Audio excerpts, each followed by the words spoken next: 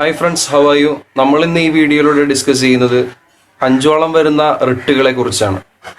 എന്താണ് റിട്ട്, എന്താണ് അതിൻ്റെ ഫങ്ഷൻ, അതുപോലെ തന്നെ ഏതൊക്കെ ടൈപ്പ് റിട്ടുകളാണ് ഉള്ളത് എന്ന് ഡീറ്റെയിൽ ആയിട്ട് നമുക്ക് ഡിസ്കസ് ചെയ്യാം. So welcome to let's law. I'm Muhammad Althaf.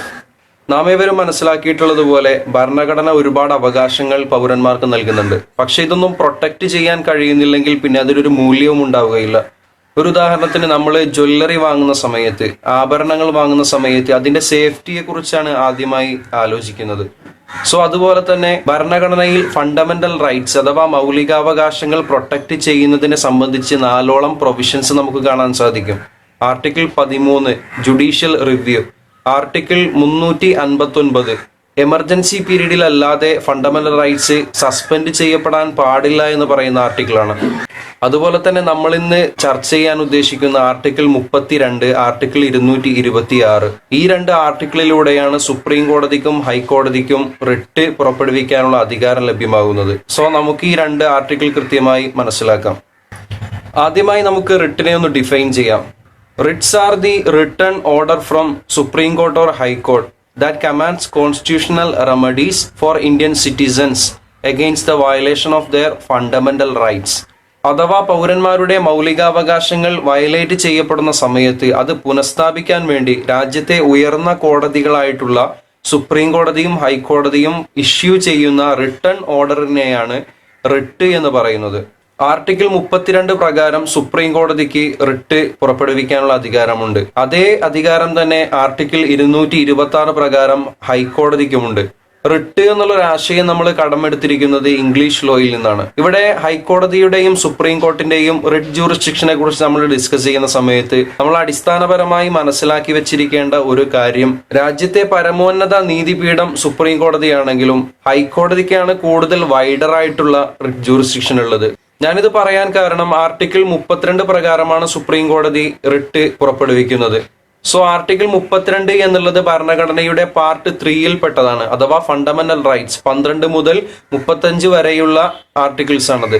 So 32 എന്നുള്ളത് ഫണ്ടമെന്റൽ റൈറ്റ്സിൽ പെട്ട ഒരു ഭാഗമായതുകൊണ്ട് തന്നെ ഫണ്ടമെന്റൽ റൈറ്റ്സ് വയലേറ്റ് ചെയ്യപ്പെട്ടാൽ മാത്രമാണ് റിട്ട് ജൂറിസ്ഡിക്ഷനുമായി ബന്ധപ്പെട്ടുകൊണ്ട് ഒരു വ്യക്തിക്ക് സുപ്രീം കോടതിയെ സമീപിക്കാൻ സാധിക്കുകയുള്ളൂ.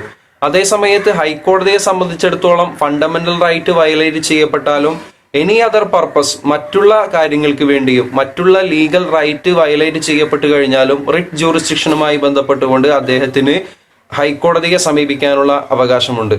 കാരണം ആർട്ടിക്കിൾ 32 പരിശോധിക്കുന്ന സമയത്ത് നമുക്ക് വായിക്കാൻ സാധിക്കുന്നത് for the enforcement of any of the rights conferred by this part, അതായത് പാർട്ട് 3 ഏതെങ്കിലും ഒരു റൈറ്റിന്റെ എൻഫോഴ്സ്മെന്റിന് വേണ്ടി മാത്രമാണ് ഇത് സ്ഥാപിച്ചിട്ടുള്ളത് എന്നാണ്. അതേസമയത്ത് ആർട്ടിക്കിൾ 226 നാം വായിക്കുന്ന സമയത്ത് for the enforcement of any of the rights conferred by part 3 and for any other purpose. Any other purpose എന്നുള്ളത് മറ്റുള്ള ലീഗൽ റൈറ്റിനെയും കൂടി ഉൾക്കൊള്ളിക്കുന്നുണ്ട്. ഉദാഹരണത്തിന് വേണ്ടി ഒരു കേസ് ഞാൻ പരിചയപ്പെടുത്താം. ഇംതിയാസ് ബാനു വേഴ്സസ് മസൂദ് അഹമ്മദ് ജഫ്രി. ഇവിടെ പെറ്റീഷണർ ആയിട്ടുള്ള സ്ത്രീ തന്റെ 2 കുട്ടികളുടെ കസ്റ്റഡിക്ക് വേണ്ടി ഹേബിയസ് കോർപ്പസ് ഹൈക്കോടതിയിൽ ഫയൽ ചെയ്യുകയുണ്ടായി. ഹൈക്കോടതി അത് അംഗീകരിക്കുകയും ഹേബിയസ് കോർപ്പസ് വഴി ആ കുട്ടികളുടെ കസ്റ്റഡി വീണ്ടെടുക്കാൻ അവർക്ക് സാധിക്കുകയും ചെയ്തു. സോ നമുക്ക് 5 വരുന്ന റിട്ടുകളെ കുറിച്ച് വിശദമായി പഠിക്കാം. പ്രധാനമായും habeas corpus, mandamus, prohibition, certiorari, കോവാറന്റോ, ഇങ്ങനെ 5 റിട്ടുകൾ വ്യത്യസ്ത ഫംഗ്ഷനുകളാണ് അവ നിർവഹിക്കുന്നത്. ആദ്യമായി ഹേബിയസ് കോർപ്പസ്. ഈ ഒരു ലാറ്റിൻ വേർഡിന്റെ മീനിങ് എന്നുള്ളത് ടു ഹാവ് ദ ബോഡി, അഥവാ നിയമപരമല്ലാതെ തടവിലാക്കപ്പെട്ട ഒരാളുടെ ഇൻഡിവിജ്വൽ ലിബർട്ടി വീണ്ടെടുക്കാൻ വേണ്ടി, അദ്ദേഹത്തെ അതിൽ നിന്ന് മോചിതനാക്കാൻ വേണ്ടി കോടതി ആവശ്യപ്പെടുകയും അങ്ങനെ നിയമപരമല്ലാതെ തടവിലാക്കിയ ആളോട് അദ്ദേഹത്തെ കോടതി മുറിക്കുള്ളിൽ ഹാജരാക്കാൻ പറയുകയും ചെയ്യുന്നതാണ് ഹേബിയസ് കോർപ്പസ് റിട്ട് കൊണ്ടുള്ള പ്രധാന ഫംഗ്ഷൻ. ഇങ്ങനൊരു ഹേബിയസ് കോർപ്പസ് റിട്ട് ഫയൽ ചെയ്തു കഴിഞ്ഞാൽ അത്തരത്തിൽ തടവിലാക്കിയ ആളോട് കോടതി ചോദിക്കും, എന്ത് അടിസ്ഥാനത്തിലാണ് നിങ്ങളിത് ചെയ്തിട്ടുള്ളത് എന്ന്. അദ്ദേഹത്തിന്റെ ആ ഒരു നടപടി നിയമപരമല്ല എന്ന് കണ്ടു കഴിഞ്ഞാൽ കോടതി അദ്ദേഹത്തെ റിലീസ് ചെയ്യുന്നതാണ്. Rudul Shah versus state of Bihar. തന്റെ തടവ് കാലാവധി കഴിഞ്ഞിട്ടും 14 വർഷത്തോളം പിന്നെയും തടവിൽ കിടക്കേണ്ടി വന്ന ഒരു വ്യക്തി, അദ്ദേഹത്തെ ഹേബിയസ് കോർപ്പസ് വഴി കോടതി റിലീസ് ചെയ്യുകയും അദ്ദേഹത്തിന് എക്സംപ്ലറി ഡാമേജസ് അഥവാ വലിയൊരു തുക കോമ്പൻസേഷൻ ആയിട്ട് ലഭിക്കുകയും ചെയ്തു.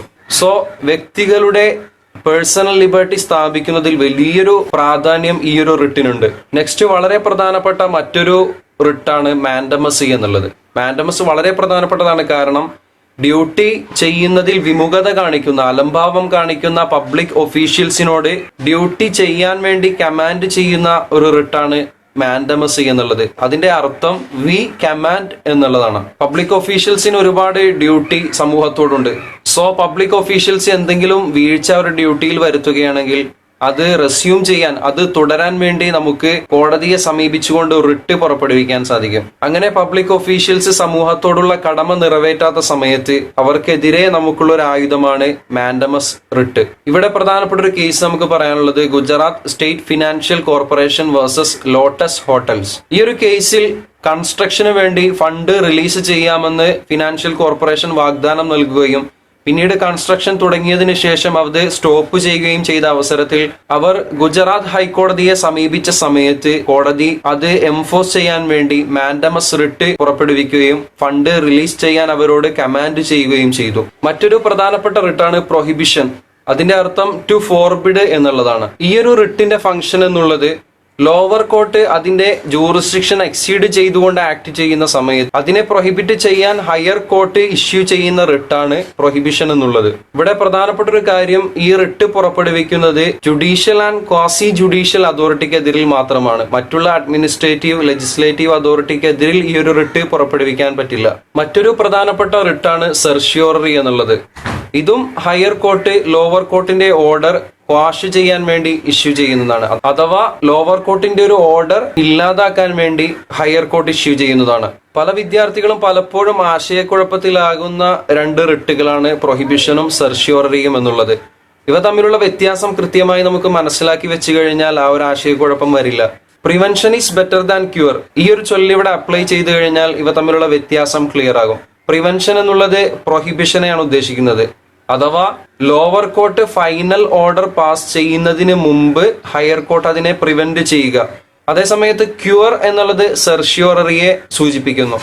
സെർഷ്യോററിയിൽ എന്താണ് സംഭവിക്കുന്നത് വെച്ച് കഴിഞ്ഞാൽ ലോവർ കോർട്ട് ഒരു ഫൈനൽ ഓർഡർ ഇഷ്യൂ ചെയ്തതിന് ശേഷം അതിനെ ക്വാഷ് ചെയ്തുകൊണ്ട്, അതിനെ ഇല്ലാതാക്കിക്കൊണ്ട് ഹയർ കോർട്ട് ഒരു പരിഹാരം നിർദ്ദേശിക്കുന്നതാണ് സെർഷ്യോററി എന്നുള്ളത്. സോ സെർഷ്യോററിയുടെ റോൾ എന്നുള്ളത് ഒരു കറക്റ്റീവ് റെമഡിയാണ്. അത് പ്രിവെന്റ് ചെയ്യുക മാത്രമല്ല ചെയ്യുന്നത്, but also cures for the mistake of the judiciary. ജുഡീഷ്യറിയുടെ മിസ്റ്റേക്ക് അത് പരിഹരിക്കുക കൂടി ചെയ്യുകയാണ്. ഈ ഒരു സെർഷ്യോററി റിട്ട് പുറപ്പെടുവിക്കുന്നത് എക്സസ് ഓഫ് ജൂറിസ്ഡിക്ഷൻ, അതുപോലെ തന്നെ പ്രിൻസിപ്പിൾസ് ഓഫ് നാച്ചുറൽ ജസ്റ്റിസിനെ വയലേറ്റ് ചെയ്യപ്പെട്ടു കഴിഞ്ഞാൽ, അതുപോലെ തന്നെ കോടതി ഫോളോ ചെയ്ത പ്രൊസീജിയർ അതിൽ ഫണ്ടമെന്റൽ ആയിട്ടുള്ളൊരു എറർ വന്നിട്ടുണ്ട്, ഇല്ലീഗൽ ആയിട്ടാണ് കോടതി ആക്ട് ചെയ്തിരിക്കുന്നതെന്ന് മനസ്സിലാക്കി കഴിഞ്ഞാൽ ഇത്തരത്തിലുള്ള കാര്യങ്ങൾ ഇതിന് ഗ്രൗണ്ട്സ് ആയി മാറും.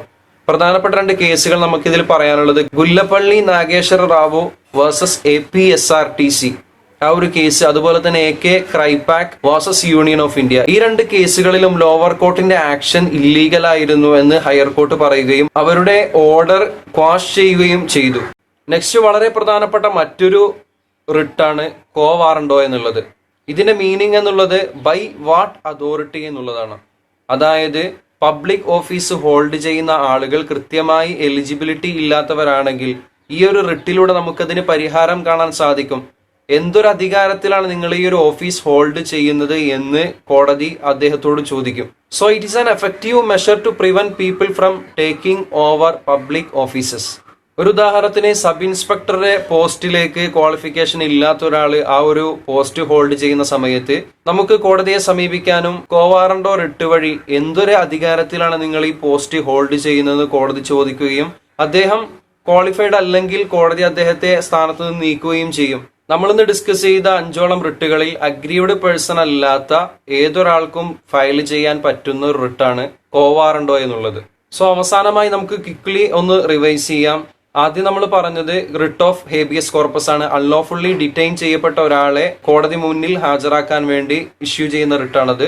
നെക്സ്റ്റ് നമ്മൾ പറഞ്ഞത് മാൻഡമസ് റിട്ടാണ്. പബ്ലിക് ഡ്യൂട്ടി പെർഫോം ചെയ്യാൻ വേണ്ടി ഒഫീഷ്യൽസിനോട് കമാൻഡ് ചെയ്യുന്നതാണത്.